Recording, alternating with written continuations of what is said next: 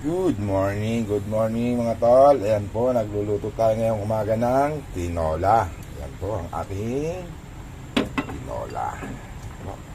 Naluto na po yan. Nilagay na po natin yung ating talbos ng sili, dahon ng sili. Ayan. Yan po ang ating almusal sa umagang ito mga tol. Tinola. Para sa malamig na umaga. Mainit na sabaw ang ating almusal. Ayan. Tinola. Tinola ala Jigford mga tol. Mga susunod na araw, magre-reveal na tayo lahat ng ating ingredients dyan. Sa ngayon, yung mga finish product lang muna ang ating nilalagay. Ayan. Ayan na po. Konting kulo. Kain. Alam na this. Kain na mga tol. Ayan na. Oras na.